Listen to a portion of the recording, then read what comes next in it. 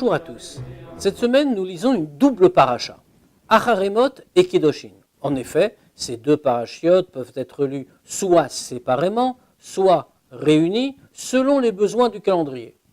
Cette année, nous les lisons dans la même semaine. Mais ce qui va retenir plus particulièrement notre attention se trouve tout à fait au début de la première des deux parachiotes, celle de Acharé.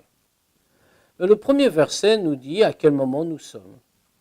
Acharemot shne bnei Aaron, après que soient morts les deux fils de Aaron, Bekorvatam lifnei Hashem vayamutu, parce qu'ils se sont approchés devant Dieu et ils sont morts.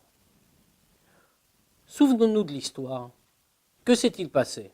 C'était au moment de l'inauguration du Mishkan, du sanctuaire construit par les Juifs dans le désert. Alors nous avons vu les deux fils d'Aaron s'approchaient, entrer dans le Mishkan. Et nous les avons vus alors à ce moment-là mourir de manière étrange.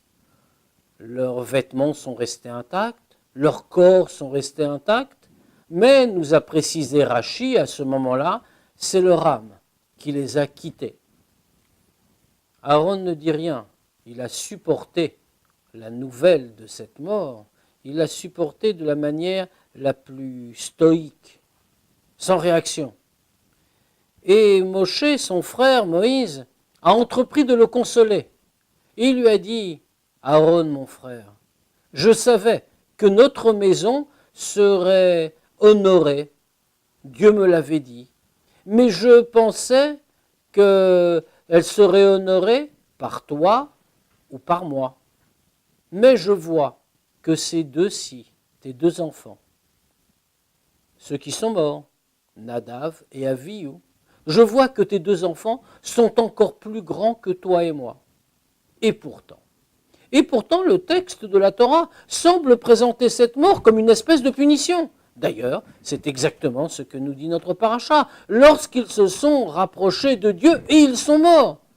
Comme si le fait de s'être rapproché de Dieu avait entraîné comme automatiquement une sanction. Et quelle sanction? La mort. Comment faut-il le comprendre? Mais finalement, si Moshe lui-même affirme que les deux fils d'Aaron sont plus grands que lui et que son frère, c'est qu'ils n'ont pas fait quelque chose de si répréhensible. Au contraire, c'est peut-être même louable. Eh bien justement, nous avons une explicitation dans ce premier verset. Bekorvatam lifnei Hashem. Pourquoi sont-ils morts? Parce que, nous dit le texte, ils se sont approchés de Dieu.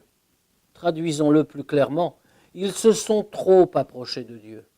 Pris dans l'enthousiasme de l'inauguration du Mishkan, du tabernacle, pris dans la volonté de s'unir avec la divinité, ils se sont trop approchés. Alors ils ont connu une véritable extase. Leur âme les a quittés. Leur âme les a quittés parce que véritablement ils ont trouvé le chemin de l'union avec la divinité. Mais dans ce cas-là, pourquoi leur en fait-on reproche? N'y a-t-il pas ici au contraire quelque chose de tout à fait louable? Enfin, n'importe lequel d'entre nous souhaiterait s'unir à Dieu, n'importe lequel d'entre nous souhaiterait pouvoir se détacher quelque peu du monde matériel, s'unir véritablement au spirituel. Pourquoi dit-on alors? Pourquoi laisse-t-on comprendre que les fils d'Aaron ont fait quelque chose sur lesquels on peut poser question? Bien justement, c'est ce que l'on veut nous dire ici. C'est une erreur. Pourquoi est-ce une erreur? Parce que qu'est-ce que c'est que la volonté de Dieu? La volonté de Dieu est-elle qu'on dédaigne le matériel? La volonté de Dieu est-elle qu'on se consacre uniquement au spirituel, que le but ultime ce soit finalement de se détacher des contraintes du monde et de s'unir à lui uniquement? Non. La volonté de Dieu est qu'on fasse pour lui dans ce monde un endroit où il va demeurer. La volonté de Dieu est qu'on spiritualise ce monde, qu'on le raffine, qu'on ne l'abandonne pas, qu'on l'élève. Les fils d'Aaron, Nadav et Avihu, ont commis cette erreur-là.